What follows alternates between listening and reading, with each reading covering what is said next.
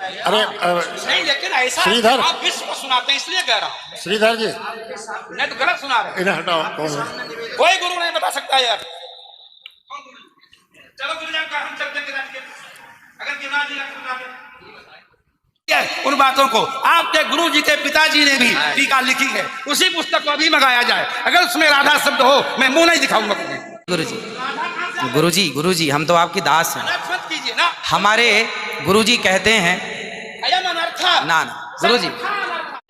देखिए अरुणाचार्य इस समय टीवी पर छाए हुए हैं, लाखों लोग इनको सुन रहे हैं, तो ये तो यही समझेंगे ना कि अरुणाचार्य बोल रहे हैं। क्षमा मांगता हूँ, मेरा अरुणाचार्य के प्रति बड़ी श्रद्धा भाव है, बड़ा आदर है। दोस्तों आज एक भरी सभा में महाराज जी का अपमान करने की कोशिश किया है इस घमंडी विद्वान ने। आप देख सकते हो ये घमंडी विद्वान महाराज जी को उंगली दिखा कर बात कर रहा है। जी हाँ दोस्तों, आज इस घमंडी विद्वान ने महाराज जी से कर लिया लड़ाई। आप सभी सही सुन रहे हैं, वीडियो में देखिएगा, आगे पूरी घटना दिखेगी। महाराज जी से लड़ाई करने के बाद फिर उनसे क्षमा भी मांगा है और उनसे माफ़ी भी मांगी है। देखिएगा वीडियो में। महाराज जी का अपमान करने की कोशिश करने के बाद इन्हें बहुत अधिक लज्जा हुआ। लज्जा के कारण महाराज जी से क्षमा भी मांगी। जी हाँ, क्षमा की भीख मांगी है महाराज जी से।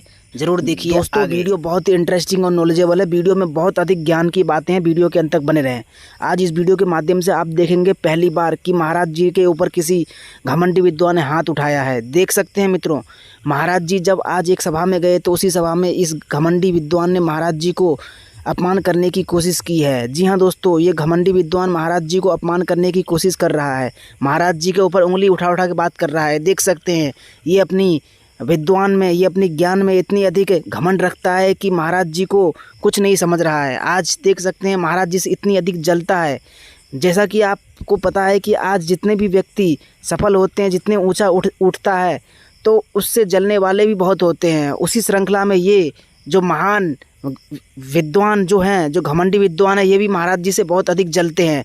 इस वजह से महाराज जी को मौका देखा कि आज इसको अपमान किया जाए, तो महाराज जी का अपमान करने की कोशिश कर रहे हैं। देख सकते हैं दोस्तों, आज पहली बार महाराज जी के साथ दिल दहला देने वाली घटना हुई है कि किसी महान संत ने, किसी महान ज्ञानी घमंडी ने पहली बार महाराज जी को उंगली दिखाकर बात की है। महाराज जी को हाथ दिखा कर बात की है और महाराज जी के सामने महाराज जी का अपमान की है।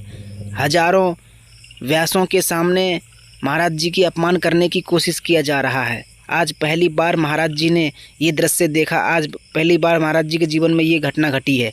मित्रों, यदि आप महाराज जी के भक्त हैं तो आपको भी, आपके दिल में भी बड़ा आघात होगा इस वीडियो को देखकर। वीडियो को अंत तक ज़रूर देखें और कमेंट ज़रूर करें। कमेंट में अच्छी बातें ज़रूर बताएं कि क्या होना चाहिए। आप यदि महाराज जी के भक्त हैं तो कमेंट कर ज़रूर बताएँ। तो चलते हैं वीडियो में आगे और पूरी घटना देखते हैं। सभी गुरुजनों के चरणों में दास अनिरुद्ध का बारंबार नमन। सभी विद्वान गुरुजनों के चरणों की धूल अपने माथे पर सजाते हुए दास परम पूज्य स्वामी जी का नाम मैं पढ़ रहा हूँ, देख रहा हूँ। आपका नाम शुरू होता है माँ से। माँ से। माँ वो होती है जो सब पर कृपा करती है, सब पर करुणा बरसाती है। बस ये वही माँ है जो हर भक्तों पर सब पर कृपा करते हैं। और भागवत की कथा सुनाना और सुना कर के लोगों का हृदय परिवर्तित कर देना, लोगों के हृदय में भक्ति प्रेम का दीपक जला देना, ये कोई माँ ही कर सकती है। ये करुणा है। और जो करुणामयी माँ, जिनका पूरा नाम ये दास अनिरुद्ध गुरुजनों का बड़ों का नाम नहीं लेना चाहिए, ऐसा आप जन कहते हैं, इसलिए केवल माँ शब्द से आपको संबोधित करते हुए दास आपके चरणों में बारंबार प्रणाम करता हूँ। बार बार ये कहा जाता है विद्वानों के चरणों में, आप सभी के चरणों में बारंबार नमन। मैं आप सबका दास हूँ और चरणों की धूल भी नहीं हूँ। भागवत जी के 8वें स्कंद के 10वें अध्याय में लोग कहते हैं भागवत जी में राधा का नाम नहीं है, राधा का नाम नहीं है। ये लोग गलत कहते हैं, जो भी कहता है गलत कहते हैं। लिखा हुआ मैं आपको श्लोक दिखा रहा हूँ। भागवत जी के 8वें स्कंद के 10वें अध्याय में श्लोक नंबर 40 है। लिखा है उद्यतायुध दौरदंडई राधावंतो भटान मृधे। राधावंतो लिखा, स्पष्ट लिखा गुरुजी। ऐसा है, नाश मत करिए। आधावंत है, आधावंत में दौड़ते हुए यहाँ संधि हो गई है गुरुजी। नहीं नहीं, ये गलत बात है। आप जो है उच्चता उठाई, आयुधों को लेकर के आधावंत। गुरुजी गुरुजी गुरुजी राधा गुरुजी हम तो आपके दास हैं। अनर्थ मत कीजिए ना। हमारे गुरुजी कहते हैं अयम अनर्था। ना गुरुजी, इसका अर्थ तो सुन लीजिए, इसका अर्थ तो सुन लीजिए। बताएंगे हम जब राधा बता रहे हो। सुनिए गुरुजी, इसका अर्थ है राधावंतौ भटान मर्देश का अर्थ गुरुजी ने बताया हमें। गुरुजी ने, हमारे गुरुजी, कोई गुरुजी नहीं बता सकता। हमारे गुरुजी कहते हैं बिल्कुल नहीं बता सकते, क्योंकि जब आप राधा बनाओगे तो सर्गे कहाँ जाएंगी? गुरुजी, उद्यता युधई ही। गुरुजी कहते हैं क्यों नहीं बोलते? गुरु राधा शब्द है। अब चलिए, भागवत जी में दूसरा है बधू प्रयोग हुआ है, बधू प्रयोग हुआ है। तो बधू का प्रयोग ये है कि वहां श्री राधा रानी का ही स्मरण है। नहीं, लोग कहते हैं राधा नहीं है, तो राधा जी का जिक्र तो कई जगह है। राधा पदवाच्य बधू इसका अर्थ संकेतक हो या लक्ष्यार्थ हो और व्यंग्यार्थ हो, इन तीनों अभिजावृत्तियों के द्वारा राधा शब्द एक भी जगह भागवत में नहीं है। इसलिए जहां बधू शब्द है वहां भी अर्थ राधा है। जहां बधू है, ऐसे पानी का अर्थ जल भी होता है। जहां राधा है, जहां बधू है वहां राधा है। ऐसे थोड़े होता है। जहां आप जैसे लोग देखिए, आप विश्व हैं। हमारे गुरुजी ने बताया, ये हमारी क्या ताकत की हम बताएं?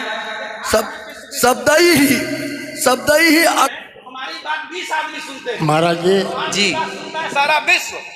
त्रिपाठी जी महाराज, आचार्य जी, आपके चरणारविंद में मेरा निवेदन है कि अरे आप हटिए सामने से। आचार्य जी आप हटिए भैया।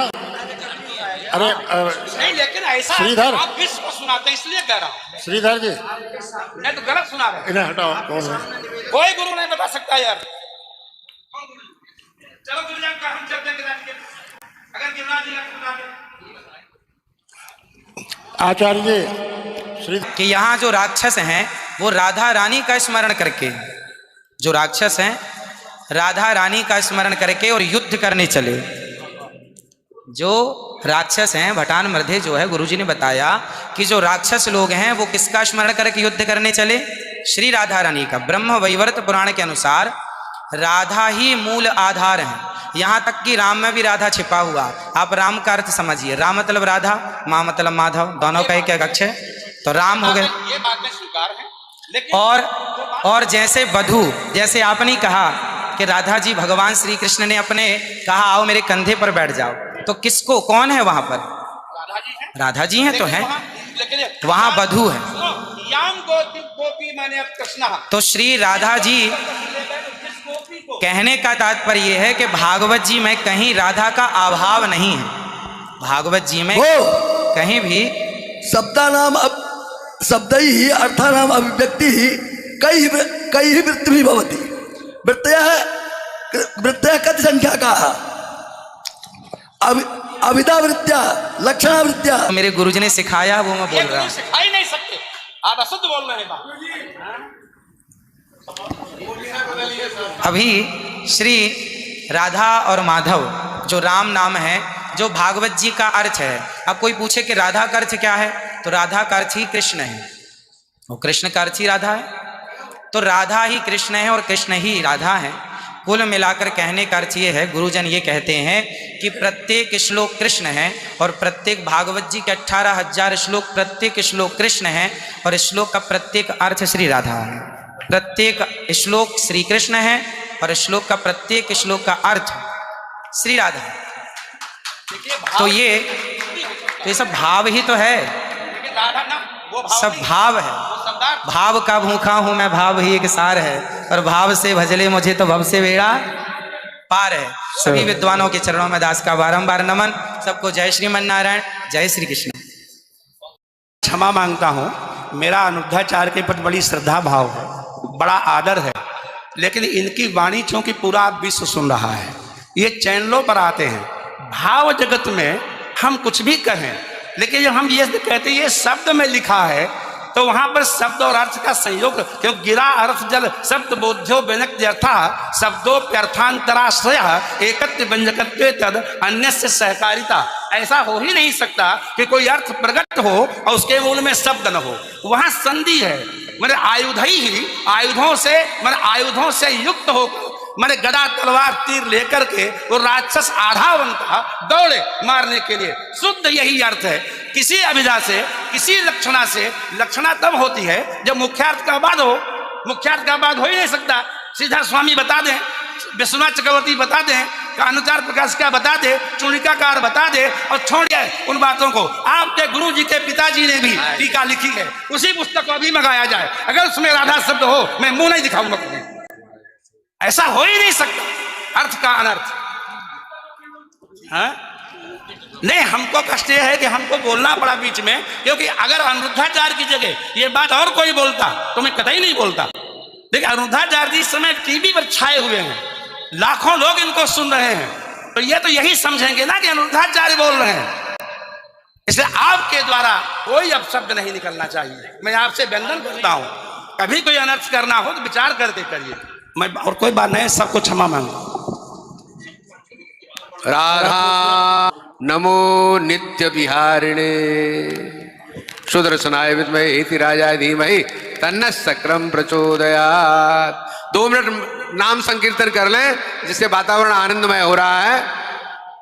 कृष्णम कृष्णम राधा कृष्णम कृष्णम राधा कृष्णम कृष्णम प्राणाधारम सभी बोलें, कृष्णम कृष्णम प्राणाधारम। आपको नहीं ये गाएंगे। हाँ, कृष्णम कृष्णम राधा कृष्णम